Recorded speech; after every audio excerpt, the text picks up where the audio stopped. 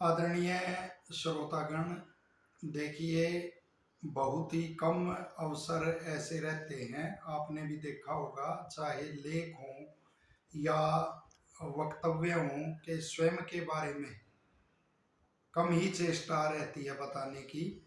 लेकिन और जन्म दिवस आदि मनाने का तो कभी ऐसा वो रहता नहीं, कार्य आदि में व्यस्त रहते हैं। किसी संस्था या समाज का जो कार्य है उसी में वर्षों से अधिकतर समय उसी में निकलता है। लेकिन अब की बार जो जन्म दिवस है मेरा वो विशेष है, क्योंकि आयु के 50 वर्ष कल पूरा करने जा रहा हूँ। तो जो यदि पूर्ण आयु जो इस समय मानी जाती है 100, वैसे तो किस पल का किसको पता रहता है।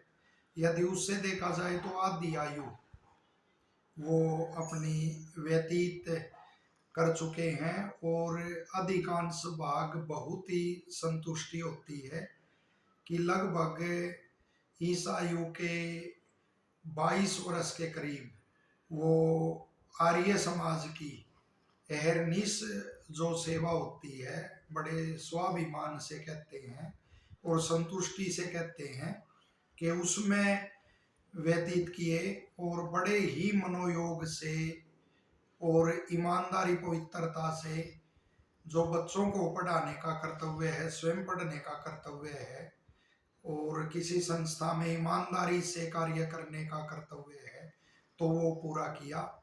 वैसे तो स्वामी ओमानंद जी कहते थे कि हाथी चलते हैं कुत्ते भौंकते रहते हैं, कोई बात नहीं, लेकिन अपना पूरी मनोयोग और ईमानदारी से अपना कार्य किया। और इस उसका जो 50 वर्ष जीवन के मिले प्रभु की दया से, तो इसका सारा समर्पण में पूज्य पिताजी हैं जो मेरे डॉक्टर प्रताप सिंह कुंडू, उनको समर्पित करता हूँ। जो भी कुछ व्यक्तित्व बन पाया जब पढ़ते थे उस समय, यदि बुद्धि की प्रशंसा हुई अध्यापकों के द्वारा और परिचितों के द्वारा, तो वो सारी की सारी देन उनकी है।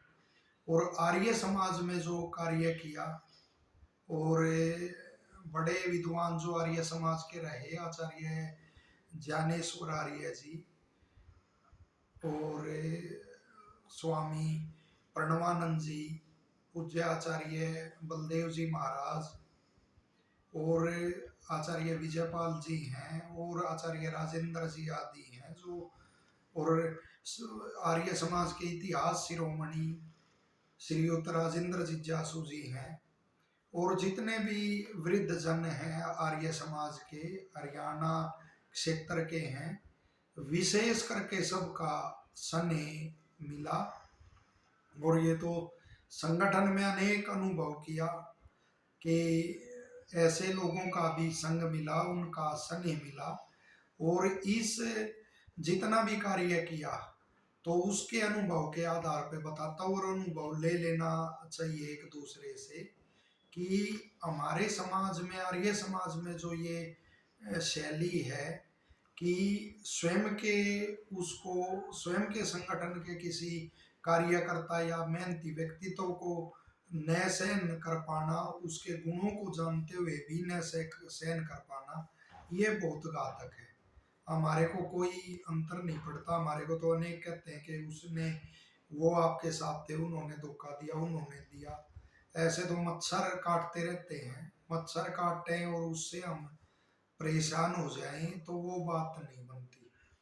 लेकिन जो कार्यकर्ता आर्य समाज के होते हैं और एक दूसरे के गुणों को भी जानते हैं, वो एक दूसरे को गिराने में जब लगे रहते हैं, तो ये समाज के लिए बड़ी घातक बात है।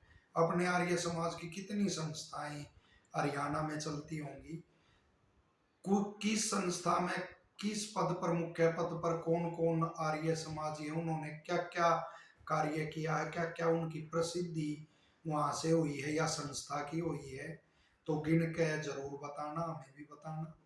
लेकिन कोई अपना ही व्यक्ति जब कार्य करता है और उसकी प्रसिद्धि होती है, तो हम उसे पचा नहीं पाते।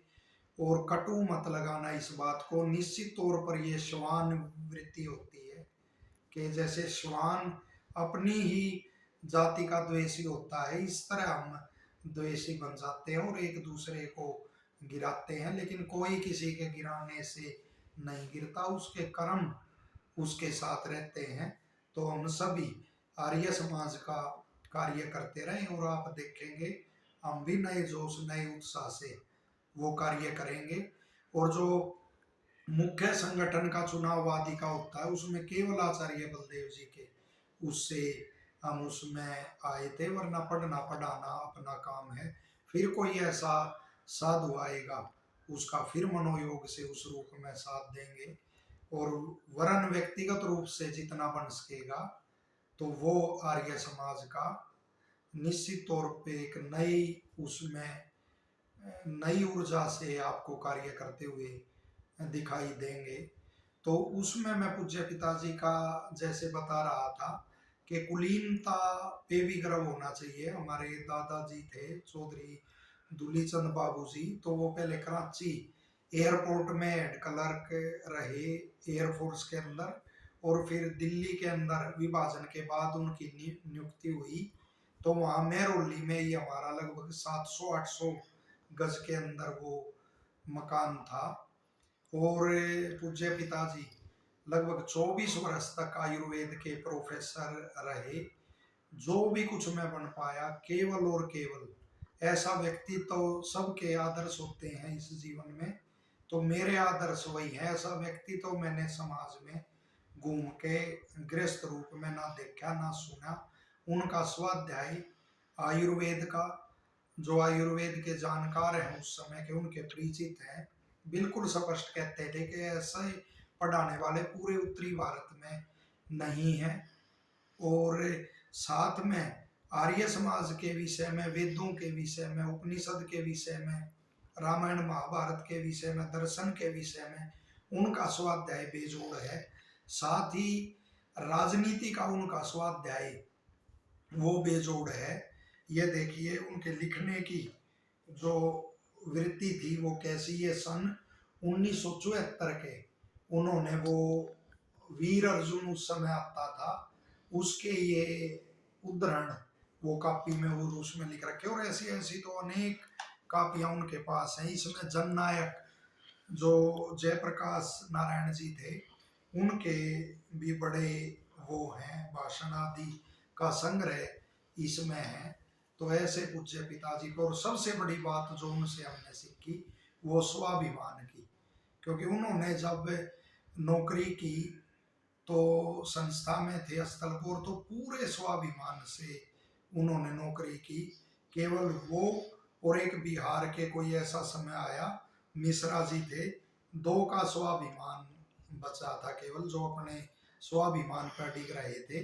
तो उन्हीं से ये गुण हम हमारे को मिला कि स्वाभिमान से ही किसी संस्था की और उसकी सेवा की, वरना दिन के दिन अपने संरक्षक बदल लेते हैं, वो कुल की ही केवल उससे पहचान होती है।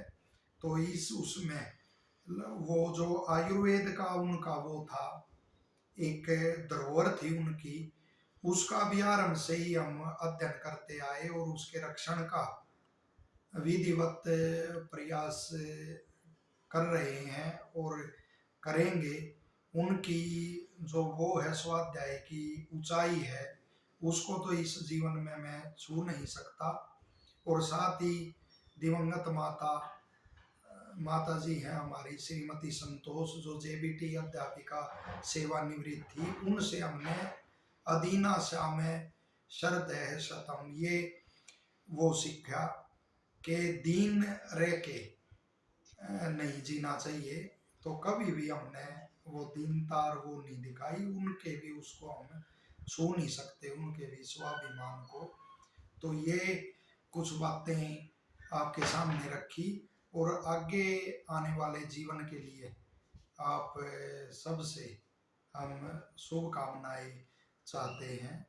और निश्चित तौर पर आर्य समाज का काम ना किसी के वो मनोबल गिराने से हमारा मनोबल नहीं गिरेगा। और एक और आपको सबको संदेश देना चाहता हूँ, आर्य बंधुओं को, कि देखिए अनेकों के मुख से आपने सुना होगा कि मैं आर्य समाज का कार्य करता था, मैंने ये किया वो किया।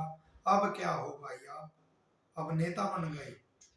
तो हमेशा आर्य समाज का कार्य उन्होंने किया जो नेता बन के भी कार्य करता रहे, जैसे स्वामी ओमानंद जी, पूज्य आचार्य बलदेव जी, अनेक आचार्य ऐसे जो बच्चों के मध्य में ही रहते हैं और गुरुकुलों में जीवन लगा देते हैं। वो भी आर्य समाज के नेता होते हुए भी वो कार्यकर्ता ही हैं जो बच्चों में घुल मिल के और सादगी से कार्य करते हैं। तो निश्चित तौर पे ऐसे वो आर्य समाज के जो नेता बन के भी कार्य करता रहते हैं, वही आर्य समाज का काम करते हैं। और भगवान ऐसे कार्यकर्ता नेता हमारे आर्य समाज में उत्पन्न करें और हम किसी के छलावे में ना आए, नेताओं के कहने से हम किसी पे लांछन ना लगाएं, उनकी नज़र में उठने के लिए हम किसी अपने ही कार्यकर्ता भाई पे लांछन लगाते हैं तो इस नेता की नज़र में तो हम उठ जाते हैं, नेता प्रयोग लेते हैं और फिर लात मारते हैं और उधर से परमात्मा की नज़र में भी हम उसमें गिर जाते हैं और उसकी न्याय व्यवस्था के अनुसार भी हमें दंड मिलता है। इन बातों से हमेशा सचेत रहें। और हम तो स्वाध्याय ये पिताजी का इतना दिया हुआ है कि इस स्वाध्याय में ही आनंद लेते रहेंगे, तब भी आनंद से जीवन व्यतीत होगा। लेकिन साथ ही पढ़ने पढ़ाने का जब तक किसी संस्था आदि में वो मिलता रहा, वो कार्य का अवसर आदि मिलता रहा, तो उसको भी अपना पूरे मनोयोग से करेंगे। और साथ ही जो आयुर्वेद की विद्या है उसके भी गूढ़ रहस्य जानने का प्रयास करेंगे। धन्यवाद।